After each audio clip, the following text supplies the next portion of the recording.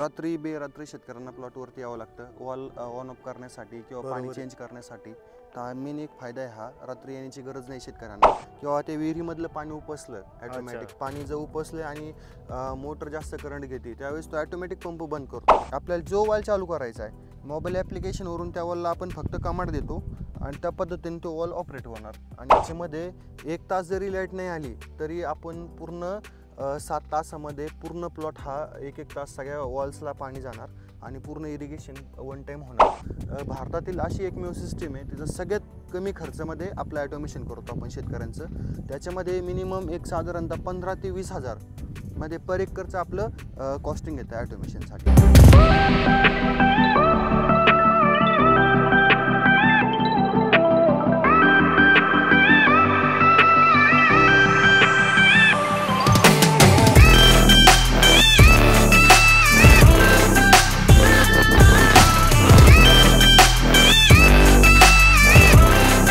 नमस्कार मित्रांनो, आज आपण रावरी तालुक्यातील सडे या गावी संतोष पानसंबळ यांच्या केळी प्लॉटवर आलो आहेत. तर मित्रांनो, यांनी 7 एकरवर संपूर्ण ऑटोमेशन पद्धतीने पाण्याचं नियोजन केलं आहे. तर याबद्दल थोडक्यात सांगायचं ठरलं, संपूर्ण ऑटोमेशन हे मोबाईलद्वारे ऑपरेट केलं जातं आणि यासाठी आपल्याला माहिती सांगणारे ऑटो फार्मचे प्रतिनिधी संकेत बटुळे. तर जाणून घेऊ, व्हिडिओ खूपच खास होणार आहे त्यामुळे शेवटपर्यंत बघा आणि आवडल्यास नक्कीच लाईक शेअर सबस्क्राईब करा. तर नमस्कार दादा. नमस्कार सर. आम्हाला या जे ऑटो फार्म आहे याबद्दल थोडीशी माहिती द्या. आता जी आपली कंपनी आहे, मी एरिया मॅनेजर संकेत बटुळे, ॲटो फार्म ॲटोमेशन. याच्यामध्ये आपण जे ॲटोमेशन करतो तर ते पूर्ण सेंट्रलाइज डिसेंट्रलाइजवरती काम करतो. त्याच्यामध्ये आपले जे शेतकरी आहे तर तो वेळेची बचत, लेबरची बचत प्लस त्याचं टाईम बचत म्हणजे पाण्याची बचत, हे सगळ्या गोष्टीचा विचार करून आपण शेतीसाठी अशी यंत्रणा तयार केलेली आहे का तो शेतकरी मोबाईलवरून कुठं जरी असेल आपल्या भारतामध्ये तर तिथपासून आपण तो पूर्ण मोबाईल ॲप्लिकेशनवरून तो पूर्ण सगळ्या शेतीचं पाण्याचं नियोजन प्लस खताचं नियोजन तो स्वतः करू शकतो. अच्छा, असं आता सध्या ही जी सिस्टीम बसवली आहे यामध्ये सध्या पाण्याचं नियोजन आहे का? आता याच्यामध्ये जे आपण इथं दिसतंय आपल्याला इथं 7 वॉलींनी सेंट्रलाइज सिस्टीममध्ये केलेले आहेत पूर्ण शेतकऱ्यांनी. तर ह्या ठिकाणी पूर्ण फक्त इथं सध्या हे इरिगेशन मॅनेजमेंट करतात पूर्ण आणि आपलं फर्टिगेशन मॅनेजमेंट पण हे करणारच आहेत. हे असं पूर्ण स्ट्रक्चर केलं. अच्छा, तर सध्या मित्रांनो आपण इरिगेशनबद्दलच माहिती घेणार आहोत आणि काही दिवसानंतर त्यावेळेस हे फर्टिगेशनचं स्ट्रक्चर बसवलं तर त्यावेळेस पण आपण बघणार आहोत. सध्या यांच्याकडून इरिगेशनचंच आपण जाणून घेऊ. तर दादा, आम्हाला ही सिस्टीम कशी काम करते एकदा व्यवस्थित सांगा. आता ही जी सिस्टीम आहे तर ही सिस्टीम असं वर्क करते, जे कंट्रोल पॅनल्स आहेत आपले ते सोलारवरती चार्ज होतात. त्याच्यामध्ये लिथियम आयनची बॅटरी आहे, तो एक आपण 5 ते 6 दिवसाचा बॅटरी बॅकअप असतो. तो पूर्ण सोलारवरती चार्ज होऊन तो पूर्ण त्याला लोरा कनेक्शन वायफाय कनेक्टिव्हिटीद्वारे तो संपूर्ण कंट्रोलर्स आणि जी मोबाईल ॲप्लिकेशनवरून आपण ऑपरेटिंग करतो ते सगळे सिस्टीमला तो कमांड आपण मेन रिसिव्हर IoT हब आहे आपला हा. अच्छा, तो मेन कंट्रोलर आहे आपला, तो सगळ्या वॉल्सला कमांड देतो प्लस आपल्या सब कंट्रोलर त्यांना पण कमांड देतो. हे सगळे सिस्टीम तो ऑपरेट करतो. तर दादा, ही सिस्टीम ऑपरेट कशी होती ते एकदा व्यवस्थित सांगा. आता आपण ही जी सिस्टीम आहे पूर्ण तर आपण इथं 5 एकर पूर्ण केळीची बाग आपली लागवड केलेली आहे. 6 बाय 5 वरती आपण प्लांटेशन केलेलं आहे. त्यासाठी ड्रिप सिस्टीम पण पूर्ण आपण बसवलेली. तर आपलं जे ॲटोमेशन आहे आपण हे काही क्षेत्रासाठी केलेलं तर याच्यामध्ये आपली मोटर पंप इथून साधारणतः 300 फुटावरती मोटर पंप आहे.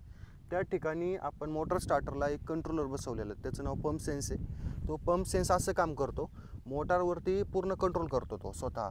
म्हणजे मोटर ऑन ऑफ करायचं काम करतो, डायरॅम प्रोटेक्शनचं काम करतो, त्याच्यानंतर ओव्हरलोड प्रोटेक्शनचं काम करतो, फ्यूज फेल्युअरचं पण काम करतो. अच्छा, हे सगळं तो मोटरवरती तो आपला कंट्रोलर पंप सेन्स तो पूर्ण नियंत्रण ठेवतो आपल्या मोटर पंपवरती. अच्छा, म्हणजे थोडक्यात जो आपण शेतकरी सोपे भाषेत सांगायचं ठरलं, मोटरमध्ये फ्यूज गेली स्टार्टरमध्ये हो तर ते लगेच आपल्याला तो पण सांगतो आपल्याला फ्यूज गेली, ओव्हरलोड किंवा आपल्याला ओव्हरलोड झाला किंवा ते विहिरीमधलं पाणी उपसलं ऑटोमॅटिक पाणी जर उपसलं आणि मोटर जास्त करंट घेते त्यावेळेस तो ऑटोमॅटिक पंप बंद करतो. म्हणजे पंपाची सेफ्टी पण तो कंट्रोलर घेतो पूर्णपणे. अच्छा.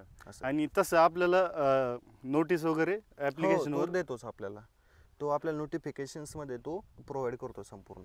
अच्छा.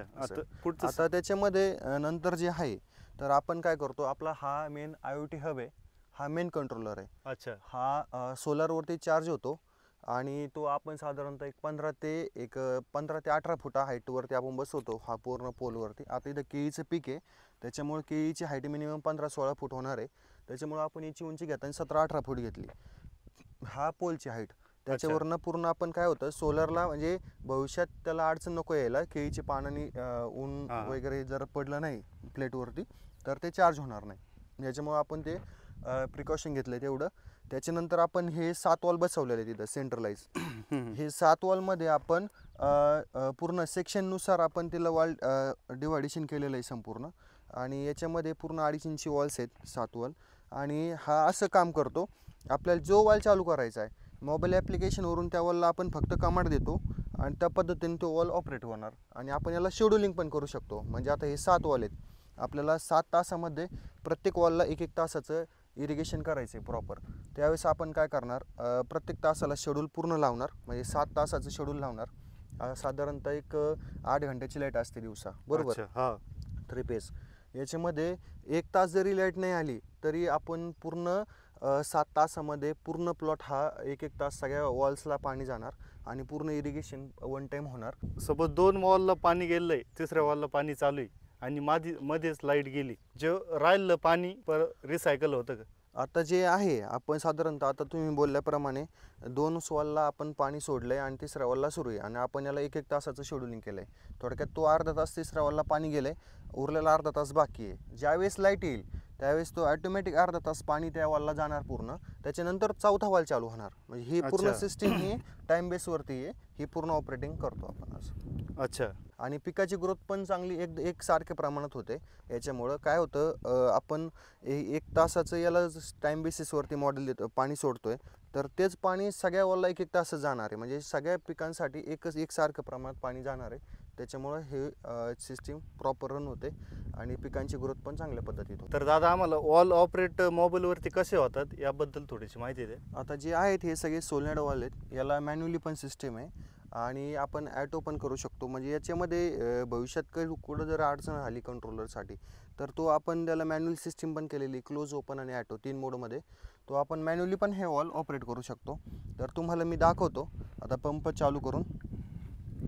हा 1 नंबर वॉल आहे, हा 2 नंबर आहे, 3 नंबर, 4 नंबर, 5, 6 आणि 7. हे 7 नंबर आहे, असे 7 वॉल आहेत. आता याच्यामध्ये तुम्हाला दाखवतो हा 1 नंबरचा वॉल कसा ऑपरेट करायचा. आता इथं आपण पंप स्टार्ट केला आहे, म्हणजे मोटर ऑन केली. मोटर ऑन केली आपण आता. तर त्याच्यामध्ये आता याच्यामध्ये ॲप्लिकेशन दिल्याप्रमाणे इथं प्लॉट नंबर 1 आहे हा वॉल, प्लॉट 2 नंबरचा हा वॉल आहे, 3, 4, 5, 6, 7 असे 7 वॉल येतात. याच्यामध्ये 3 वॉल चालू आहे सध्या आपले. 7, 8 इथं 5, 6 आणि 7 हे 3 वॉल चालू आहे इथं. आता त्याच्यामध्ये आपण हा ओपन करायचा आपल्याला. तर आपण इथं क्लिक केलं आहे, झाला हा ओपन झाला, हा पूर्ण ओपन झाला. हे ड्रिप सिस्टीमला लगेच पाणी सुरुवात होईल इथं पूर्ण.